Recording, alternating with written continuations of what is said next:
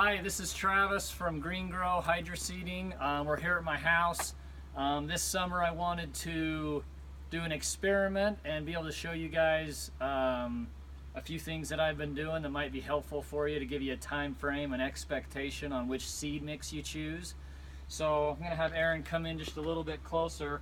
What I've done is I've got 4 seed garden boxes here, and I realized I hate to garden, so I'd rather just garden turf grass. So what we've got here is, if Aaron can kind of come in just a little closer, this box here is about 4 weeks old, okay, 3 or 4 weeks old.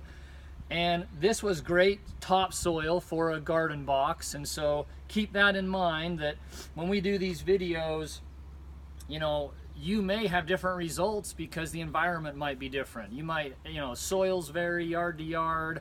The timing of the temperature when you do it varies. How well you water, how loose the soil is. Is it hard as a rock on top, or is it nice and tilled and loose 3-4 inches down? This is actually really good garden soil, so obviously this is optimal environment and conditions, so you're going to get optimal results. And if you kind of get in close here, you'll see what is very common is we got some weeds here. Not a big concern. Typically you're going to see more weeds than that, but again, I've picked a few here and there. But anyways, this is actually our cabin mix, and you can see it looks really nice. It's about 4 weeks old, and other than that corner where I just have bad coverage with this kind of poor makeshift riser sprinkler system, but where it got good water, you can see it's nice and thick. And you know, it's well on its way. Cabin mix is designed to be slow growing, low growing, and drought tolerant, and doesn't need a whole lot of maintenance. So it is designed to be slower. This grass will get about, at its maximum, about 8 to 12 inches tall, and at that point it'll kind of tend to lay over, almost like a mountain meadow mix. People love to do this in orchard areas or hillsides or areas they don't want to mow or water a lot. Or like at a cabin where they're just not going to do a lot of maintenance on it. So that's about 4 weeks old, looks great. This second one is only about 2 weeks old, and this is actually our standard Utah Kentucky bluegrass mix or Cache Valley mix, where we originally started over 30 years ago. But similar, you're going to see that you got a few weeds here, you got good even growth. Now, one thing we hear a lot is, oh man, it's thinner because the mulch was thinner. That is very, very rare, actually. We're pretty good at painting the ground green in an even application. Reason why sometimes it comes in better in other areas versus some areas, it's almost always water, 99% water. And I know on this one that was a water issue as well. But having said that, even though here is not as thick as this, in a month it's all gonna look the same. It's not a big deal. We never get worried unless you've got an area 3 feet by 3 feet with not one single blade of grass. Otherwise, these grasses, most of them are rhizominous, right? They have rhizomes, they're rhizominous, and so they're going to naturally spread and thicken in through the root system. But this one's growing at a faster rate than that one because it's Kentucky bluegrass.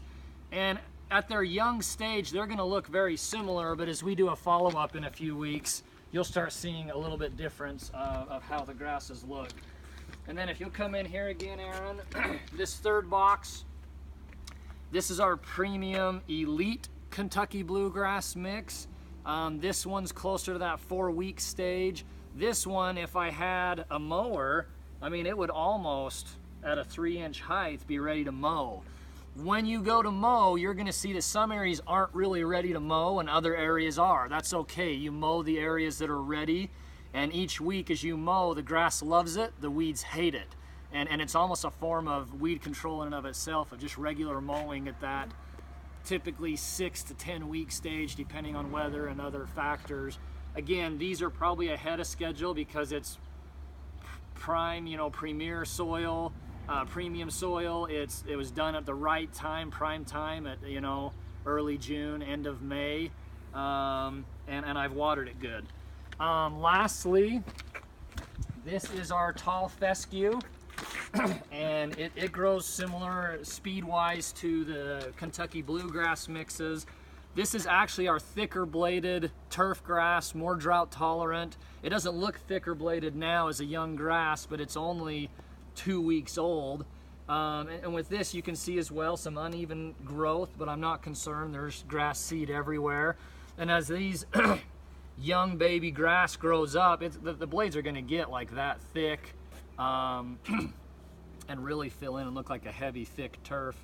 And so I'm gonna fertilize each of these today.